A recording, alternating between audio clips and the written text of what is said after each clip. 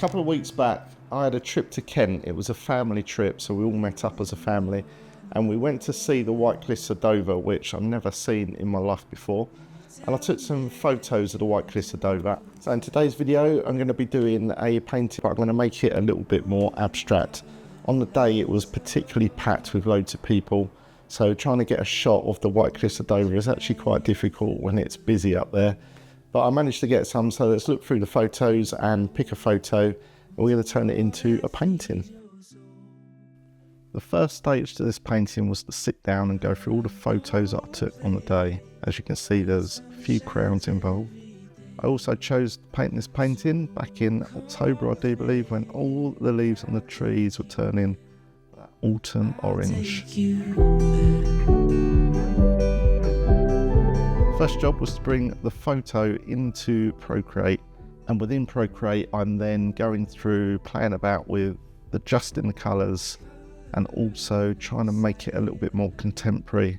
My thought process here is to block out lots of the colours to the image, which then would hopefully make it easier to paint, so I'm not looking at detail too much. I'm just concentrating on the blocks of colour. And also I want this painting to be a bit of a contemporary painting.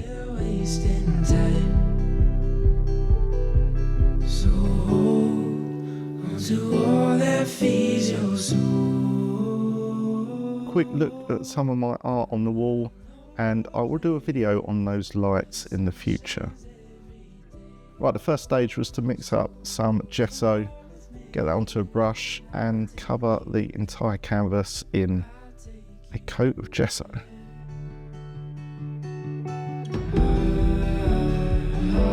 It was then time to look over at the iPad, grab a pencil and start to sketch out my painting just in line art with pencil.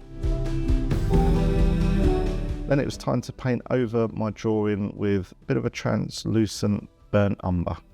This just helps give that painting a bit of a starting point, so you're not looking at a completely white canvas, and it also helps you to concentrate on the values of the colour paint that you put down to the canvas. I'm using Winsor & Newton acrylic paint to paint this painting today, and that is a wet palette that I'm squeezing the paint into. That just allows the paint to keep wet throughout the process of this painting. I'll leave a link down in the description where you can get one of these wet palettes as well. So I start off with the sky. I just want to get down as much paint as quickly as possible in this process. I'm not really too worried about concentrating on the detail here. I'm just literally blocking out a big section of the sky. And really the only thing you've got to remember when painting the sky is you're going from dark to light down to the bottom.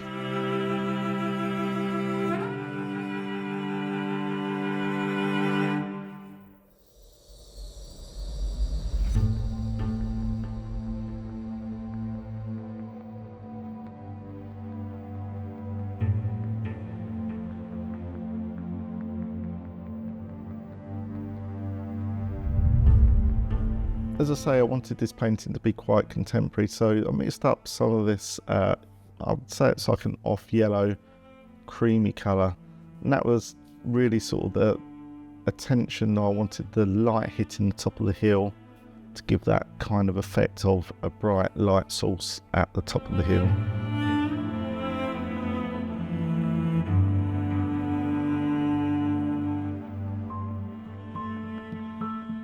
And then I'm mixing up different shades of green and blocking in on my drawing those areas of the different shades of green.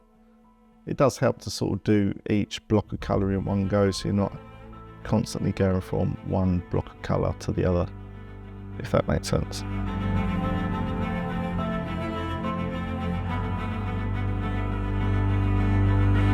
A little bit of history about the White Cliffs of Dover. I didn't realise, but the height of the cliffs are around about 350 feet in height, so quite a big drop off the edge. And I can tell you, walking along the path at the top of the cliff face, when you look down, it is a little bit daunting.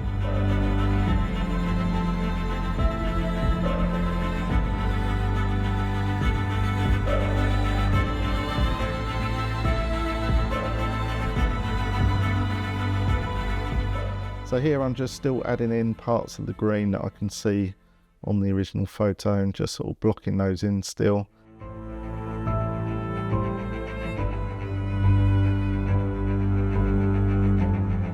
Just while I have your attention, don't forget to visit flowworks.uk and sign up for my newsletter. You'll get updates on my latest art projects, behind the scenes insights and exclusive news. And while you're there, check out my collection of original and limited edition artwork for sale, plus a full catalogue of my YouTube video. And also don't forget, it's completely free to subscribe to my channel to be updated with my latest videos. Right, back to the painting.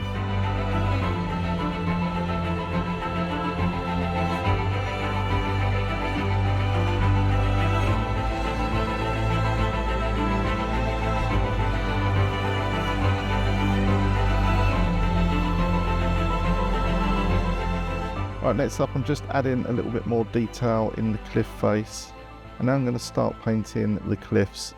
And I'm not using total white paint here. I've mixed up a bit of a grey type of paint, and I'm just blocking in those areas as well.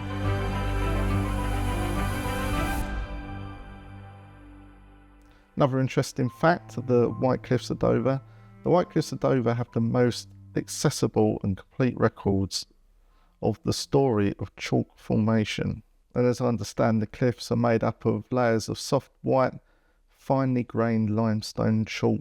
And apparently they formed from tiny planktonic green algae that lived in the ocean. And when the algae died, their remains sank to the bottom of the ocean, where it combined with the remains of other creatures. And then over millions of years, the seabed became exposed and is now above sea level, which is forming the White Cliffs of Dover as you see today. Absolutely fascinating. And then the other question you probably got is, how do they stay white? And just looking online, the cliffs stay white because they're allowed to erode naturally, which means where the cliffs are protected from the erosion by man-made structures.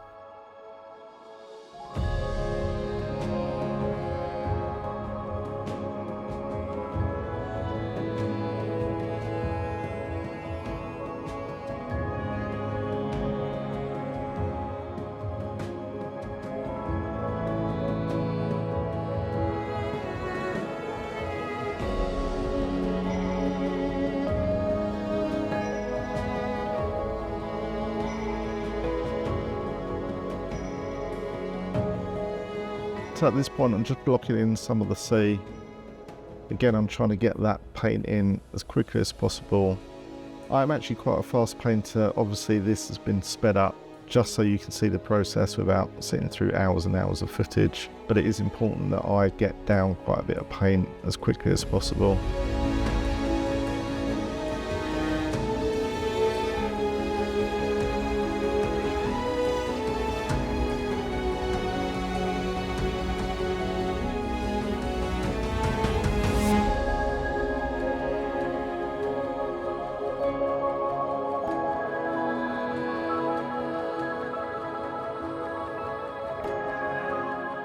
And then I'm just highlighting the horizon, adding in a bit more detail into the ocean.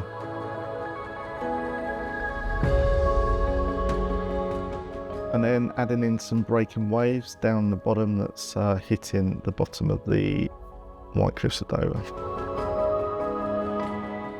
Then finish blocking in the rest of the green to the bottom corner of this painting and touching in some detail with the palette knife.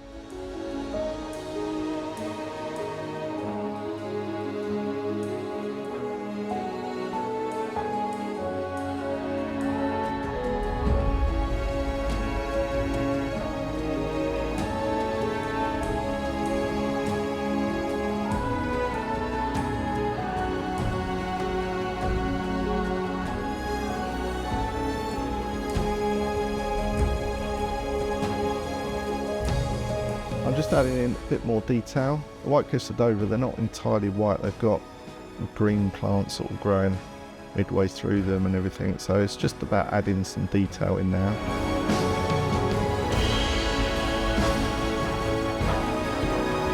And at this point I'm just trying to work out sort of where the shadow falls upon the rock face. I'm just referencing back to my original photo and just trying to get some of that shadow down that side of the cliff face.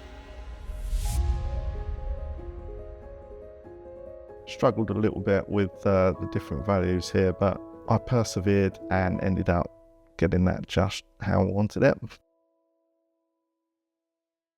I then used some masking tape to get that horizon line nice and straight. It's probably one of the hardest things to paint, a straight horizon line.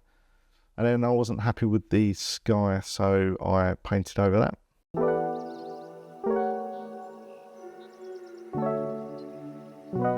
And with a palette knife, added in a bit more detail down that cliff face.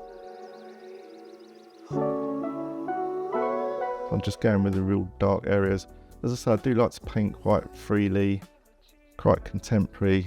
I like to see sort of brush marks, brush stroke marks, palette knife marks and everything. So I don't really paint too much detail. I personally believe painting is when you step back, sort of squint your eyes, you can make out what the actual painting is. I do really like that within a painting.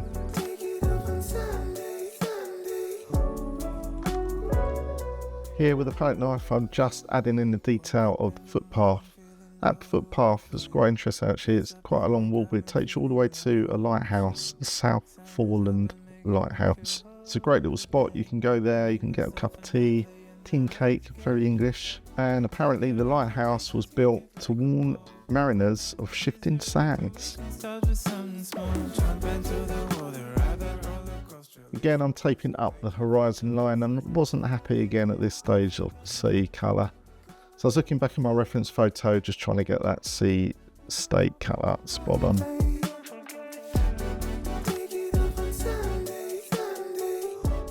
So as you can see, I mean, I've made quite a few mistakes, but it's all about sort of rectifying those mistakes. You can paint back over mistakes. You just got to wait for the paint to dry, and that is one beauty of painting with acrylic.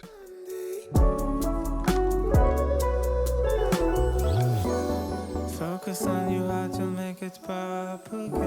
Go deeper on your love and let it all begin.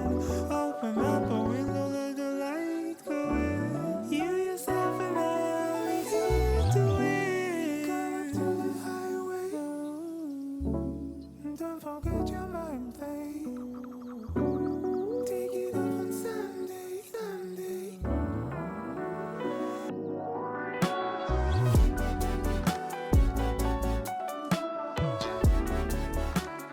So here I'm just adding a little bit more detail into the corner of the painting, adding some highlights and some contrasting areas throughout the piece.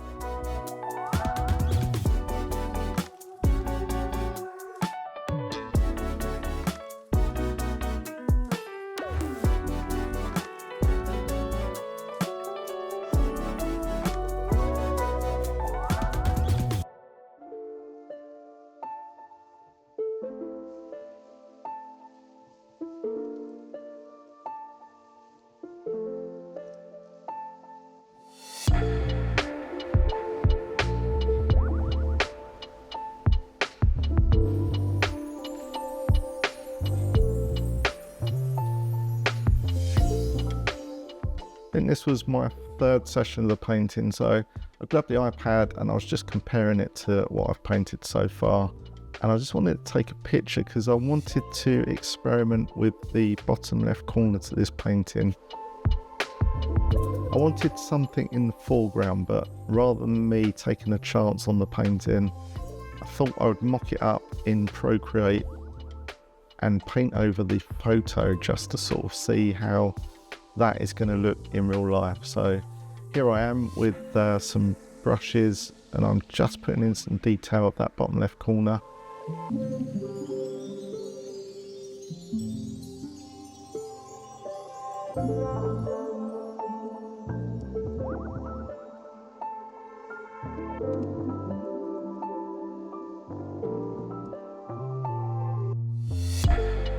This is a quick little tip. If your painting's not dry enough, you can actually use a blowtorch. Be very careful, try not to create a fire, and obviously don't leave the blowtorch for long periods in one position. You can see how much I'm waving it here. I'm just trying to create a bit of heat to speed up the process of the drying time of the acrylic paint. And that then allows me to go straight over the top with another layer.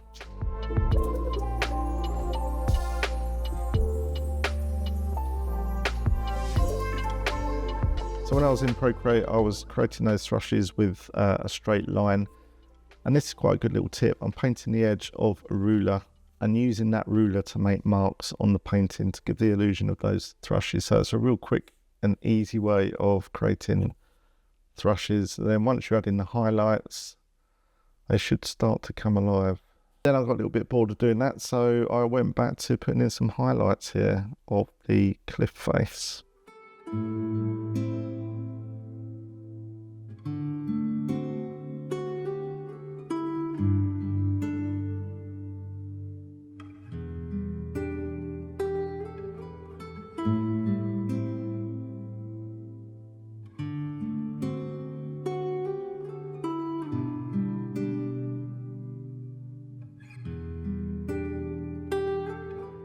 Now, whilst I had the white paint out, it was time to put in some of those shoreline waves that are crashing in.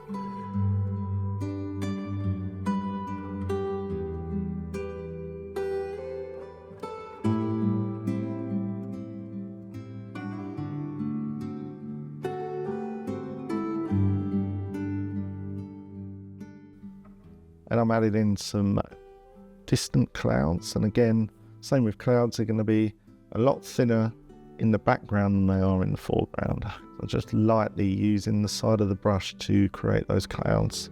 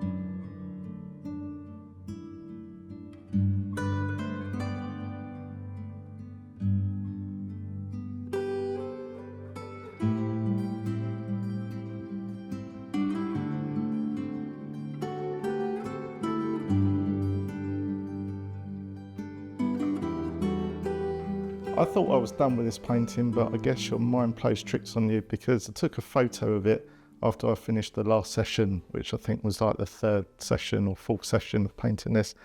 And I looked at that picture on my phone, and this corner's like really bugging me still. I thought it was done, and I thought that that corner was a bit of an issue, but in reality, I don't really think it was. So I'm going to try and fix that to death. It might be because these lines are just completely straight, but I just want to try and get a bit more detail. Not too much detail, because I do like the freeness of the painted effect. I don't like a painting to be too sort of photorealistic. I do like it quite painterly style effect, which I think I've achieved with the rest of it.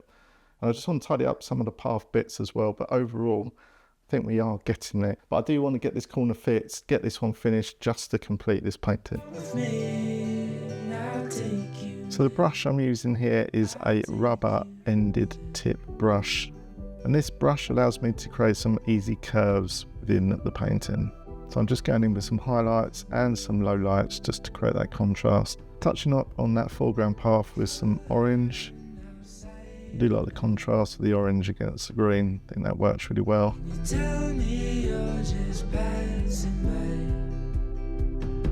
And I went back in and I started touching up some of those distant fields, just adding a bit more detail into them with some different values of green.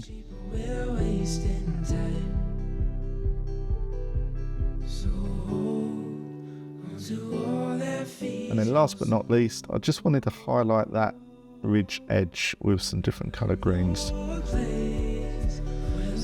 And just like that, with the finishing stroke, that is the painting complete. Join me in the next Flowworks video as I take this finished painting to the next level. I'll be stretching and mounting it onto canvas bars. Then I'm going to be creating a custom shadow box style frame to make this truly stand out. If you're into that kind of creative process, don't forget to subscribe and give this video a thumbs up. Also, I'd love to know your thoughts on this piece below, so please do comment on this video. I'd love to hear what you think, and I'll see you in the next one.